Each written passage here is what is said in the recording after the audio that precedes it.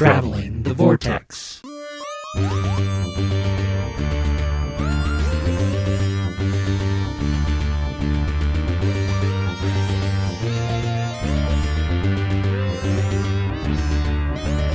We've joined the Doctor as he travels the vortex and arrive on episode 429 in glorious high definition. I'm Keith. I'm Sean. I'm Glenn. How are you guys? Pretty good. Pretty Still writing the end game high. Mason and I went and saw it again on Friday. How does it hold up a second time? It holds up tremendously. In fact, it was one of those things that I kind of wondered, because this will happen with films, is I'll come out of something that's as I'm as jazzed and excited about, and I'll go back and then I'll go, okay, now I'm nitpicking things and I'll start looking more. I didn't find myself doing that. I just was, again, along for the ride. I saw the same things that I had issues with before, but it just very few of them, and it's just such an amazingly fun fan service film that I loved it. I absolutely loved it. I mean, I am considering seeing it again in the theater, even before it goes to the cheap theater. So I've watched all kinds of things, but mostly it's been playing catch up with. It's been a lot of older films that I've been playing catch up on, and then we kind of started our rewatch of a couple of films. Finally got to the road cut of Days of Future Past, which what'd you think of it? Really, you're right. It wasn't all that different from, with the exception of the kind of really the one scene where they go and break her out. But there's not all that much difference to it, and I don't know that it's needed. I mean, it's cool to see her again, but beyond that, it's kind of like, meh. We introduced Shy to the Wizard of Oz on Sunday. What did she think of that? Man, she was glued. And I may have played it up a little bit. I told her, you're going to have to help me because the witch is scary. And so anytime the Wicked Witch would show up, I'd tense up and hold on to her. And she bought it. I mean, every time she would disappear in a cloud of smoke and fire, she's bad. It's like, yep, she is. What'd you do, Keith? We didn't do a whole lot. Spending a lot of time outside playing with bubbles and chalk. But we did watch, I introduced Sarah to What We Do in the Shadows. What did she think? She liked it. She thought it was hilarious.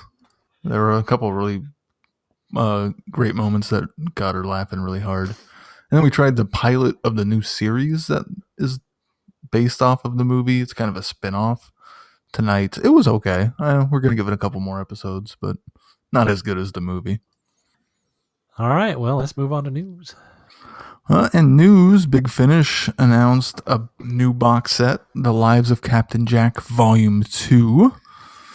And in this instance, Captain Jack is going to be putting on a familiar coat, but not his normal trench coat. It's a bit more multicolored. He, apparently in one of the stories... He travels back in time to the time of Joseph and his amazing Technicolor green coat? Not quite. He encounters the Sixth Doctor, and the Sixth Doctor becomes incapacitated, and he has to become the Sixth Doctor in this box set. That's funny. Which, okay, that could be fun. But the fact that it's the Sixth Doctor, that it's Captain Jack imitating the Sixth Doctor, that to me is what the golden opportunity here is. I really hope he goes all out for it. Yeah. The cover is pretty great of him in the outfit. I want John Barrowman to go like full on stage musical John Barrowman. I want him to go to the rafters, you know?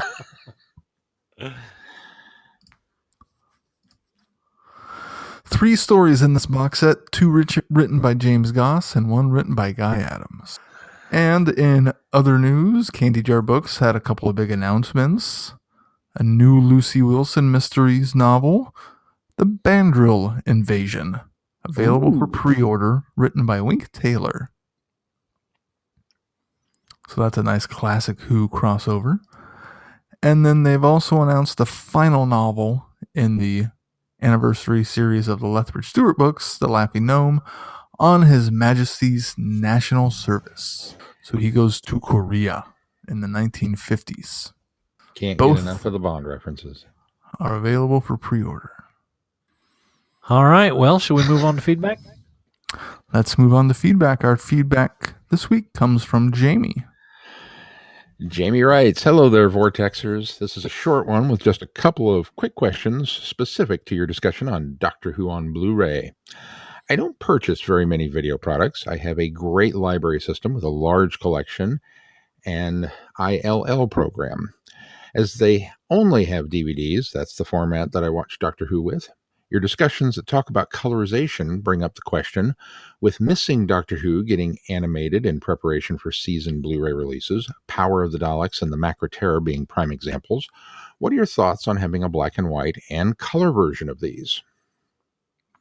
I like that they give us both options because I want to watch Patrick Troughton in black and white. Jameson continues, "With recent movies such as Force Awakens and Last Jedi, I've noticed that DVDs are now just the film with no bonus material at all. Do you guys think that DVDs are on their way out? Especially since Blu-ray players seem backwards compatible and majorly affordable. Yes. Also, apart from having straight digital releases, do you think that Blu-ray will have a long reign like DVD and VHS? And do you foresee a next step beyond Blu-ray?" No and yes. Well, I think they're already starting the next step with the 4K. I know those are technically Blu-ray 4K, but it definitely seems to be moving beyond just. Yeah, the studios are definitely attempting to phase DVDs out. Whereas you used to be able to purchase a Blu-ray DVD combo. Anymore, it's either a Blu-ray digital combo or a 4K Blu-ray digital combo. It's very rare anymore that you can get one with a DVD in it. They're out there, but they really are pushing the other formats. Will Blu-ray have a long reign? Yeah, but it's going to be tied in with that 4K release because they're really pushing that new hotness. And as somebody who's been on the receiving end of these things over and over and over again, having upgraded from VHS to Laserdisc and from Laserdisc to DVD and from DVD to Blu-ray and from Blu-ray to 4K, I'm not necessarily looking forward to that. Blu-ray's got a 2-year life now, in my opinion. Even with having a 4K, especially since all of the digital and streaming can handle 4K now. I think digital's where all of the studios want to go, where all the production companies want to go, and it's where all the retailers, not the mom and pop retailers, because they obviously want physical copies because then they get their cut, but all of the distribution of it, they want it to go that way because it's a quicker, easier sell. They can cut out the middleman, they cut costs. It's completely. I think we'll see the demise of Blu-rays beginning in about 2 years, and then we'll be on to the next thing. And by that I mean 4K as well. The thing about 4K, the challenge of 4K is you can't get any better than 4K. And the reason being is because once you do more higher resolution than 4K, you no longer see the difference. It will take marketing to convince you that it looks different, but it doesn't because it's Not true. that they Because wouldn't try. our eyes do not biologically see. They don't even technically biologically see as far as 4K. And so we're at the state where we've advanced what our vision can perceive. And so beyond that, it doesn't matter how good or crisp or clean the quality gets. Our eyes do not perceive it any better than what we have at this point that we're moving into. So I'd be curious to see what they do if they try to convince us, 8K is now the thing and look how much better it looks. Well, no, it won't look any different to us than 4K does because we can't perceive it. So it's interesting where they're going, but no, I think physical media is on the way out the door. And I give Blu-ray 2 years, especially because of streaming services. People are already backing off of purchasing Blu-ray. Distribution is struggling now the way it is because people are streaming, not just buying digital copies, but actually not buying copies at all because I can go to Netflix and see whatever I want. And now Disney Plus will have everything in the Disney library that I want to see. And, so it'll be phased out very soon. It's probably a sad thing because when you no longer own physical copy of something, you no longer have as much ownership over it, because even the fallacy of like something, for example, iTunes is, if 20th Century Fox decides, well, that's a bad example because they're under Disney. Paramount decides that they no longer want iTunes to distribute something, you no longer have access to it as well unless you have downloaded a physical copy of it. Because that little DMR license that you get with everything that you purchase digitally, that you own that number, you don't own access to the media itself. And so as long as you have that number, you have access to getting that out there on the cloud, retrieving that from iTunes at any time. But unless you physically download it to a server, then there's no guarantee that you can't, in 2 years when iTunes is no longer licensed to sell it anymore, once you, like, say you corrupt your copy's gone because you can't get it from iTunes. You're either going to have to go purchase it again, just like when you scratched a DVD, or you're going to have to figure out another means in order to get your media. So it really is a detriment to the consumer, but that's completely where the studios want to go, and that is their main driving force right now. I don't necessarily disagree with the why. I totally disagree as a consumer. Yeah, that's because why Yeah. I now obviously I'm a special case because I like boxes. I'm you guys have seen my basement. I kind of like having stuff on shelves, and the collector in me is very interested in that. When it comes to the digital collections and hey, you can get this copy and stream it and blah blah blah. Okay, that's cool. That's kind of an added bonus. It's never been a driving factor for me. If you want to throw in a digital copy, hey, great. And we've watched them. The convenience of that is cool. But I'd just soon go downstairs and grab it off the shelf and pop it in. Mm. Even knowing that this could get scratched or this could happen or that could happen or blah, blah, blah. And I've always joked that, the zombie apocalypse and you're all lives and civilization has collapsed and the cloud is gone. Well, I can fire up my generator and watch a movie. Till you run out of gas. Because I have it. But till you run out of gas. Yeah, I got that covered too. You think I don't have a doomsday is plan? Is that what that big oil derrick in your backyard is? You think I don't have a doomsday plan? Always wondered what that giant derrick in your backyard was. I have my movie watching well in hand, sir. But yeah, I just I don't know. Maybe not. Yeah, I know where you're coming from, Sean, and I completely agree that it is to the detriment of the consumer.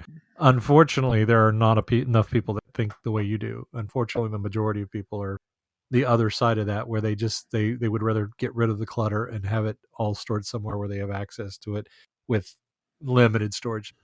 That's been happening for a while. I remember when people would come up to me and say, "Oh yeah, I just got rid of all my boxes and moved all my discs over into CD wallets." And the horror of that, it still, like, what? Why would you do that? But, people have been doing that for a long time. So, people are weird. Great show. Keep up the great job, Jamie. Thank you, Jamie. Thank you, Jamie. Well, that pretty much transitions us directly into our discussion for this week. That's right. Blu-rays, yay. Blu-rays. Are they worth upgrading for? Well, unfortunately, despite my tirade on the fact that everything's going to go to streaming and digital anyway, I, as a collector of Doctor Who, I do like to have it on my shelf, and I think the Blu-ray format certainly lent itself to not only a better quality picture. I mean, obviously, it was shot in standard definition at the time, and but every time we get it, even on DVD, the quality is improved. I think the best thing about the Blu-ray discs is the fact that you can get more information on the Blu-rays. So not only do we get all the previous material that we got on the DVDs, but they're adding new materials to these. They're adding the omnibus movie versions of these, which I think is pretty cool. And I think that's probably the biggest thing I take away from the Blu-rays. Yeah, the fact that they can, put more on the discs, make the box sets smaller, and therefore make them also less expensive, I think also lends to the fact of, when you had to buy them episode by episode, you were going to prioritize the ones you like the most. And then those completists were going to pick them all up eventually. But for someone like me who doesn't necessarily need every single episode, this is a more affordable way for me to have access to every single one, because I can buy the season and get episodes that I probably wouldn't have bought individually. And I would be more likely to watch them because I have them. So if I'm going through and watching a full season, I'm not going to be skipping over a story just because it's meh. Whereas if it's the DVDs, I would skip over it because I didn't own it to begin with. Right. That's a very valid point that I'll be honest, I hadn't really thought of. But if you're somebody that, only collects the Cybermen episodes, and you ran out and purchased Revenge of the Cybermen, and now all of a sudden it's in a box set, and you're thinking, well, I guess I can own Robot and, Ark in Space and that Genesis one that everybody keeps talking about. It gives you the opportunity to do that, whereas before you may not have done it because it just wasn't your cup of tea. I'm still on the fence, as it were, with this, and I think a lot of this depends on where you're coming to the Blu-rays from. If you do not own any Doctor Who and you are thinking about buying Doctor Who, yes, absolutely, you should be buying these Blu-ray sets. They are gorgeous and they look fantastic. I did a fairly extensive comparison, popped in a DVD, popped in the Blu-ray, and for the most part, Glenn's right, the quality is pretty significantly increased on them. There were a couple, specifically on Castrovalva, that I noticed, and Glenn, you'll have to refresh me, because by that point, I don't know if it was the same or not, but when they were outside the studio, was it film that they were still shooting on by the time they got into the Peter Davison era, or was it still videotape, or how did that work? Well, there's a bit of a difference. Back in the day, in the Pertwee era, and at least Tom Baker era, they were shooting on film when they were outside. When they got into about, I think, probably the Davison era in the early 80s specifically, they started using what was called outdoor broadcast quality tape. Some of Davison's may be film, but no, they were shooting on what's called outdoor broadcast, but it is certainly a different format, and so it still has a different look to it. So that's why you'll notice when things, McCoy's I think is entirely shot on tape or stuff. Okay, but Davison, and I think even some Baker was still film and outdoor broadcast tape. To my untrained eye, watching Castrovalva on Blu-ray, the outdoor stuff looked terrible. Quite honestly, it was such a stark difference. You could see wavy lines in it because it had been, up converted to this nth degree. And it really called attention to the fact that it probably shouldn't have been. And then when they got to any of the interiors, when they were inside the TARDIS, it looked great. It was really, really sharp and really looked good. Versus the Tom Baker stuff, which in that first season was pretty consistently an improvement over the DVDs. Now, it wasn't a huge improvement, and this is something that I've kind of had to. I've got some friends that are always on the cusp of the bigger, better, brighter, format. And I remember when Terminator came out on DVD and it was remastered in THX, and Reggie, man, he was all kinds of excited, and he just trumpeted this thing for weeks that it was coming out, and he would come in the store and talk about how he couldn't sleep at night because Terminator was coming in THX. And I had to break it to him. I was like, Reggie, you do understand that Terminator was, when it was shot, it was recorded in mono, right? The THX remastering is not going to help that film all that much. You can only polish it so much, but if your original source recording was crap, it's polished crap. There's just not much you can do with this. And is it going to be better than we had before? Well, yeah, but it's still mono. It's still mono. I mean, you're dealing with it. And Doctor Who, I think, is, and we've kind of talked about this before, is you're limited by what it was originally shot in. And Right. this is not Star Trek. This is not something that an American network show was done. This is the BBC. This is a government institution that very frequently never has any money. We've all seen the documentaries and the reports and the newspaper articles and the magazine. They never have any money for anything, and how they can cut corners, and all the things that we've joked about with poor production design and bubble wrap monsters and this, that, and the other thing, and all of the scores of that has gone on for years and years and years and years.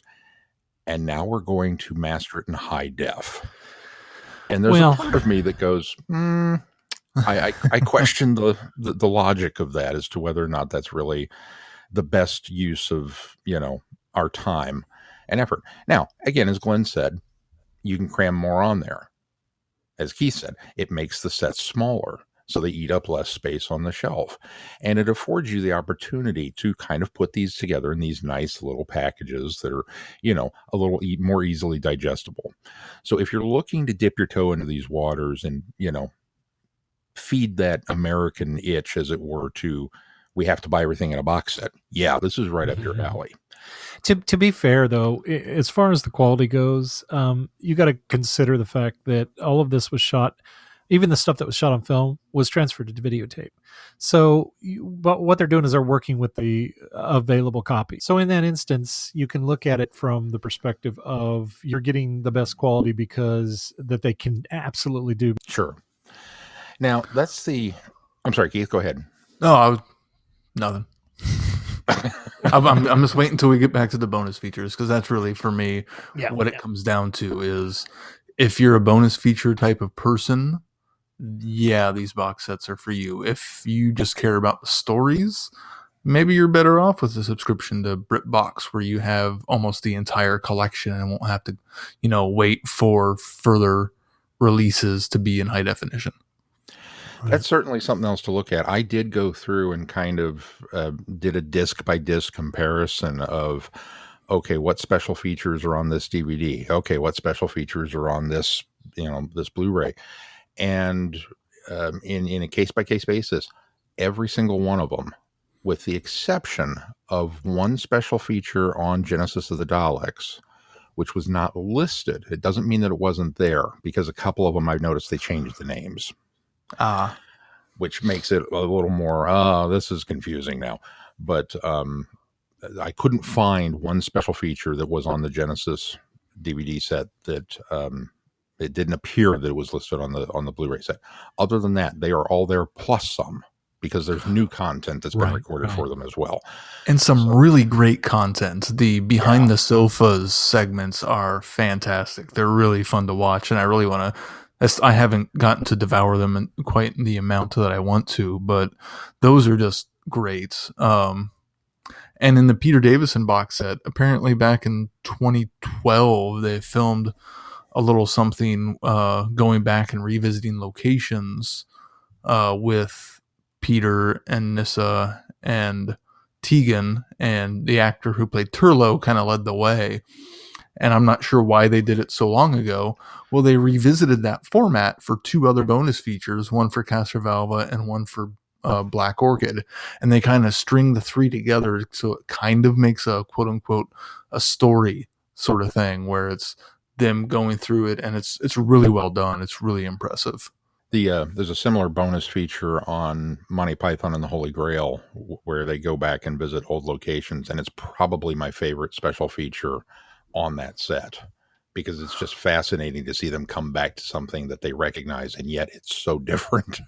Well, and not just that, it's all of them together as opposed to each of them talking on their own. Yeah. Not just a talking head documentary, which are fine and interesting, but there's something so different about having all three of them talking about something together in the same room that makes it so much more enjoyable to watch. That's part of why the Behind the Sofa is so much fun. Is it's the three or four of them sitting on the sofa watching the episode and commenting on it, as opposed to just giving us a commentary. You get to see reactions. You get to, because sometimes commentaries come across, in my opinion, as well, they may be in different rooms, but they're not really talking to each other. They're just kind of talking about it as opposed to having conversations, which is so much more enjoyable. Yeah, it feels very much more. I mean, you can actually see the the spark of that connection. That You can see the chemistry. The chemistry. Thank you. And it kind of flares back up, and it's almost a reminder of why they worked so good as a team on camera to begin with, because they kind of fall back into it. And obviously, a lot of these people are, they've been friends for years and years and years at conventions and whatnot, but they just kind of fall into that. They're friends, and they feed off of each other. Oh yeah, it's great, especially Peter Davison and Janet Fielding.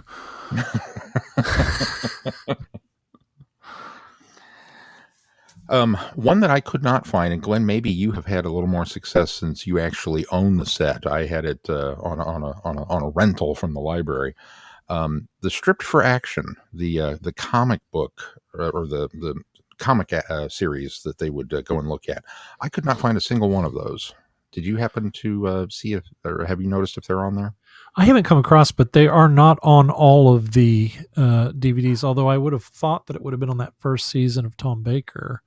But I hadn't. That's the thing, is I've kind of looked at some of the new commentaries and things, but I haven't really gone deep into the stuff that already existed, mostly because a lot of that I'd already seen on the DVDs. So I'm not sure about the Strip for Action or which particular disc that Strip for Action came on originally for Tom Baker. Because that was one that I could not find. But again, it may have been relabeled. It may be under something different. It may not have been there, or they may have moved it to another disc. There may be one of the sets may wind up coming out with a bonus disc that's going to have all of those loaded onto it. I'm not sure what the plan is, which is entirely possible. Seeds of Doom was the Strip for Action for Tom Baker. So okay, so we haven't come out to that one yet. So that just could be the case of they just haven't done those discs yet. Yep. In the case of someone like myself, however, Black Orchid is the one that had the Peter Davison. That's right. Yeah, I did have that one. Okay, and it wasn't there on the Peter Davison. It wasn't on there. Okay. In the case of someone like myself who has all but one of the stories on DVD that's available, and side note, if anybody's got a copy of Curse of Fenric that they're looking to unload cheap, you can contact me at Sean at Traveling the Vortex. I'll be happy to talk to you about it. But if you've already owned them, and I'll even go so far as to say, even if you have VHS copies, quite honestly, do you need to upgrade to this? From VHS, yes. From a VHS, yes, because you're gonna run out of VCRs at some point. They're not. Yeah, I mean, the likelihood of you still having a VCR that works is probably going to be pretty slim. But if you already have them on DVD, or if you already have the majority of them, or if you already have the stories that you want, is the leap worth the money? That's kind of a toss-up. 100%. Here's why I say it. Here's why I say that it may not be. Because you're dealing with, you've got to factor in that the collector, and the collector in me is like, well, you got to have it. But you're dealing with, you're spending money on stuff you already own.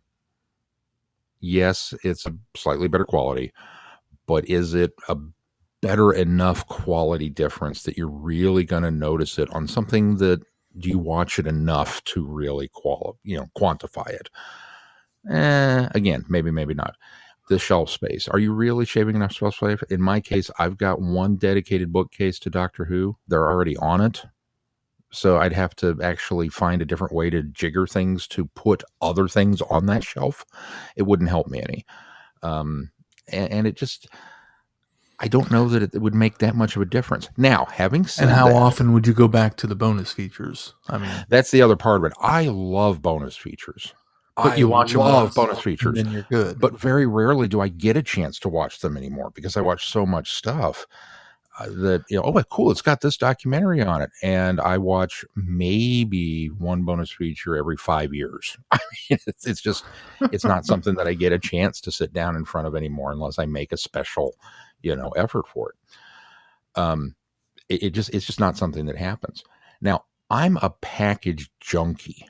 I love cool boxes. And if the American releases were the same as the British releases, where they had the cardboard slip sleeves and the artwork and the lobby cards and the booklet and all that kind of stuff, that honestly might be the deciding factor that flipped me over to I got to have these. The fact that they're not, and they're kind of a pared down version of it, that's kind of the sticking point where I can pull myself back and go, well, I don't know that I really need it. Now, if I came across one and it was at a great price point, yeah, I'd probably still go ahead and buy it. But that would be the deciding factor for me. I feel bad for anybody that has in the last 10 years bought DVDs that have been hard to find for more than, $50.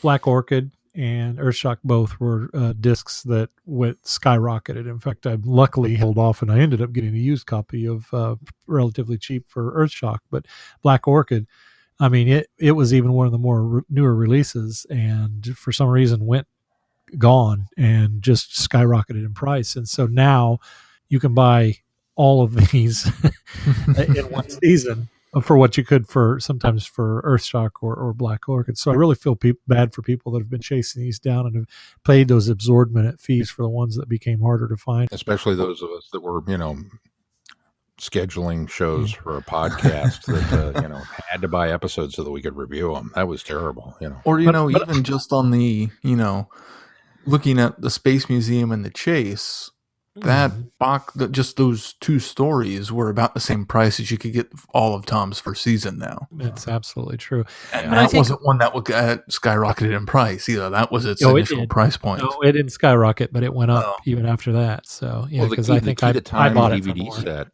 when it came out. Which is a whole season. Season. Was priced at $89 something. Yeah. I think it was $90. And I think I picked it up for $60. So even still, you're getting a season less than that on Blu-ray.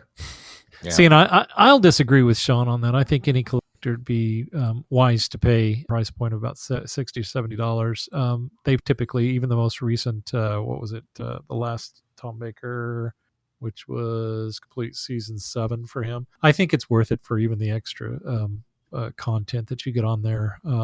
They've really taken a concerted effort to make sure that they're putting stuff on here that's worth it. So I think I think a collector, especially at the rate that they're coming out of just 2 or 3 a year, I think it's an affordable option. Even if you already own the DVDs, it's especially affordable option if somebody that has holes in your collection. Would I recommend getting rid of the DVDs? That's entirely up to you. I'm going to probably hold on to mine, even though I don't have a full complete DVD collection. I've got a near complete DVD collection. I think I'm only shy about 10 stories, but also ultimately I'll make sure that I hold on to the ones that are not out on Blu-ray yet. I want to make sure I still have those available to me too. So that now brings us up to so you've got them available. What if you don't have them? You don't own any of them, and you're not really sure that you want to own any of them. Is streaming a better option? I think if you're on the fence about it, yeah. If you don't know if you want to own them, I think streaming or, a lot of libraries now, I know Jameson said his only does DVDs, but a lot of them are doing Blu-rays now. So also checking into your local library if you're interested in seeing them but don't want to spend the money and don't want to subscribe to BritBox for $12.99 a month or whatever that is. No. It's like $6 a month. Oh, is it that cheap now? Right now it is. I imagine it'll creep up there in a few years. Yeah. If you don't want to spend that monthly fee. Now. Yeah, but if you want to also be able to check out some of these bonus features, that's another option. Right. Well, you don't checking those out or hitting a video rental store that some might still exist that might have them in stock. That's the challenge there too, is you don't get the bonus materials with the streaming on BritBox at this point. So that is, if you're just solely going to go for the movies, I mean, you're not just paying $5 a month for Doctor Who. You're paying $5 a month for a lot of quality British television that's on BritBox. But on the flip side of that, if you're just going for Doctor Who, $5 a month, I mean, you might as well put that investment into a Blu-ray set, and then you get all the extras too. Assuming they're Blu-rays you care about. Like And that's also if you're really wanting to true. dip your toe back into the first Doctor, you're gonna have to wait a while. I mean, That's true. That's true. and that's also dealing with just the classic series at this point, because BritBox, I imagine, eventually is going to wind up being the home for all of Doctor Who. But due to the licensing agreements, the new series is not on BritBox. It's kind of spread all over the place. And I think it's still on Prime and yeah, I think that's the only couple place other it is sources. now. Is it just on Prime? Well, the U.S. it's just on Prime. Amazon Yeah. Prime. So that's a whole nother 100 and whatever Prime's running now. $100 a year to have access to those, if that's, Then again, you're paying $100 a year, but you're not paying $100 a year for Doctor Who. You're paying You're paying for a $100 lot a year more with for Prime. a lot of Sure, I stuff, mean, and you're getting Doctor Who as a bonus. So let's not undersell that. No. I'm not saying that. I'm trying to encapsulate it from the standpoint of, if we're just talking Doctor Who, because we're putting it in that, well, if you're going to buy the Blu-rays, but you don't want the bonus features, but, well, you could subscribe to this, but you don't get them, or, back and forth. There's obviously other benefits to having a Prime membership. There's obviously other benefits to having a BritBox membership other than just Doctor Who. Right. But limiting it for confines of the conversation, that's something that, would it be worth it to me? Would I subscribe to it just for Doctor Who? No. Even if I didn't own them, I wouldn't subscribe to it for just Doctor Who. Would it be worth it if I wanted to subscribe to it for, Doctor Who plus all this other stuff? Well, yeah, then it probably becomes much more worthwhile. But again, I'm a collector. I like boxes. I'm in that mindset of, I need to own this. I would much rather go ahead and spend the money at that point and know that I have it, because I don't see it going anywhere. But as Glenn said, if the iTunes, situation were to come up where all of a sudden the rights reverted back and somebody, took it off that streaming service, then it's not available. Well, that's when you just unsubscribe. Right. But then you don't have that's access the to it. That's right, the more important part of that is, yeah. Okay, I can unsubscribe. That's not a big deal, but I don't have access to it anymore, versus I went and bought this. I can go pop it in whenever I want, and I still have access to it. So that to me is the more important, the freedom of being able to watch Doctor Who whenever I want, whichever one I want. Mm-hmm. I don't have to go seek it out. It's on the shelf. I know where it's at. Which one do you want to watch? I want to watch Kill the Moon. Okay, there it is. I mean, I can just go and pick it up. It's right there.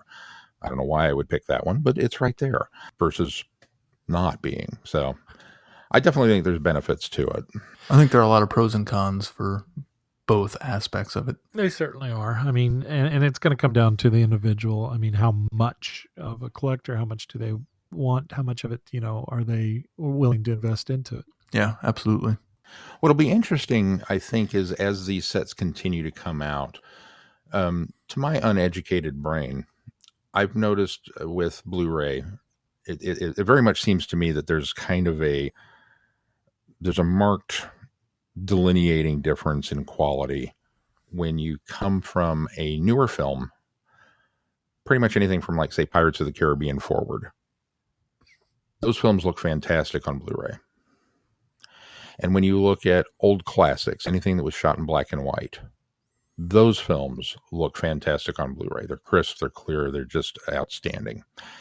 And then there's this weird no man's land of stuff that kind of falls into the middle in between those that just doesn't really seem to do much. And a lot of these classic films, I mean, there's some of my 80s, I love films from the 80s. Some of my favorite films of all time fall into that span. And you buy them on Blu-ray and it's just like, this doesn't quite, it doesn't look great, I bought Wrath of Khan thinking, oh, this is going to be so great. And all of the ships look fantastic. All of the interiors were terrible because it's all smoke and grain and it's just blurry almost because they've gone to this super, let's put everything into focus. And yet because of the environment, it's all red lighting and smoke. You can't see anything anyway. And it looks terrible because it loses that atmosphere of what's going on. And so I think a lot of the 80s films don't work that way. And I'll be curious when we eventually do get one of the Hartnell sets that's in black and white, if that trend follows true, if it just suddenly pops in a way that these other ones are not quite popping for me. It's possible. I have a feeling there was a transition somewhere in there on the format they were filming or something that made it this way. Not so much, the fact that it is black and white or something like that. Yeah, well, certainly I'm not really sure.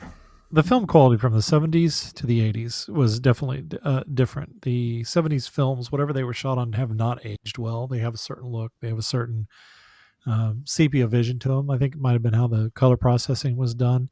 I think ultimately, and I'm speaking with no knowledge of film from the 1980s, other than knowing film of the 1980s, but the actual format of the film of the 1980s. It certainly might have been a different quality film, but also might have been they may have been developed differently, and so that might film was still improving all the way up until the 1990s. So there certainly could be something to do with that. I blame Paul Simon. the moment he sang about Kodachrome, the secret was out and the magic was lost. What else about these Blu-rays do we want to talk about? I understand I'm a hypocrite, if that helps. Because I own all the new series from Matt Smith forward on Blu-ray. So, it's not like I don't own any Doctor Who on Blu-ray. Yeah, I think I'm the same way. And, ultimately, when you go back and look at it, the anything prior to that was not shot in high definition anyway. So even when you go back and buy the Blu-rays, you're just getting up conversion quality, standard definition. I mean, it was shot in widescreen, or what they call widescreen, or they used to call widescreen. It was shot in 16:9, but it was not shot in high definition video. So that's so that wouldn't make you a hypocrite. Yeah. That's right, John. You would be a hypocrite if you had gone back and repurchased the new series seasons 1 through 4 on Blu-ray and replaced your DVDs. Well, now to be fair, they're still going to look better. They're still going to have higher quality, but that's the equivalency of that transfer is different. Well, and see, Zavi's got some steel books out there for seasons 1 through 4, and I keep looking at them going, ooh. Yeah, but you're a packaging guy, that's why. But I'm a packaging guy. Yeah, you don't care that it's Blu-ray. You care about the packaging. Yeah, but the Blu-ray's an added bonus too. But for as much of a hard time as I give you for being a packaging guy, the ultimate view of that is you see the packaging more often than you see the video on the disc. You look at that packaging more often than you watch the actual DVDs or Blu-rays. So it does, in a way, make sense to be a fan of packaging because it is what you see more often. Well, good. I feel justified then. It's rare. Speaking of Letterboxd, can I take an aside for just a moment to yell at everybody out there who shoots vertical video on their phones? No. Because you guys are going to force us to go back to square televisions to accommodate that, and then we're going to have to bring back letterbox movies, and I don't want to go that route. We just got to the rectangular TVs. Leave it alone. The media is dictated by the norm, and society has adopted, so you're too late, Sean. Sorry. You should have got on the bandwagon earlier. Actually, you were. You and I both were on that tirade early, but not enough people were. But we just got them all trained, and now they're. Let me hold my phone wrong. It's like no. You can thank phone makers for that. I know. Yeah. I want to watch movies on my phone. No, you don't. Why would you do that? I'm sorry. That was neither here nor there. Anything else you guys want to talk about on these Blu-rays? They're very pretty. I can't deny that they're not pretty because they are. I really want to see the upcoming Pertwee set. We probably should have saved this until Pertwee came out. Yeah, well, that's still another 3 months, 4 months. So here's the one thing I will harp on about this, and this is one of just my axe to grind. I know why they've done it the way they do, but in the UK they're coming out in actual season format. Here we're getting Tom Baker's complete first series. Well, no, it's not his first series. I mean, it is his first series, but it's not the first series. And so I think one of the things that's annoying me is the fact that in North America they feel like we're too dumb to realize that there were 50 years, 28 seasons of Doctor Who, and so I think that's the one thing that annoys me the most about the Blu-ray packaging for North America anyway. That frustrates me to no end, but I understand why they're doing it. I think it's probably a better marketing tool, especially for people in the U.S. that started with Tom Baker and Peter Davison. But to play, to be on your side a little bit more on this, it's going to create kind of an issue once because they're releasing them in season format in the UK, there's going to be seasons where there's overlap. I mean, look at isn't Twin Dilemma the actual season finale of that season? Well, it is, but that's still considered his first But season. The only overlap you're going to find, is I see what you're saying. Yeah, so like there are some seasons where if they release where it the in Doctor UK, doesn't start fresh on the new season. I get you. Right? Yeah. All right, Sean, what do we got coming up on the schedule? Well, coming up on the schedule, for those of you that like to follow along at home, this schedule is posted on travelingthevortex.com, and you can go there and follow along. Next week, we dip back into some Big Finish, and a very exciting one, I believe, with The Condemned, which I am almost finished with, and I'm fairly happy so far, tipping my hat a little bit. And then beyond that is our book review of Doctor Who Scratchman by Tom Baker. So you still have a little bit more time to read that. We're also going to take a look at the recently released Titan Comics Free Comic Book Day issue. So I hope you all got out to a local comic book shop and picked up a copy for yourselves. Because once again, Titan Comics did that. I don't know why we always manage to seem to kind of forget about it until, that's today, isn't it? And then to run out there. But we're going to take a look at that. And then finishing out May, Eighth Doctor returns in some more Big Finish with the beginning of season 4, Death in Blackpool. And then it's listed as a bonus release. Big Finish listed. It's something that came out separately. In my mind, chronologically, it fits right after this, which is where I've scheduled it. An Earthly Child. Ooh. Finally. So that kind of finishes out the month. And, beyond that, there's much, much more on this schedule that you can go take a look at. Recently revised and updated. We need to talk about before we close this one out?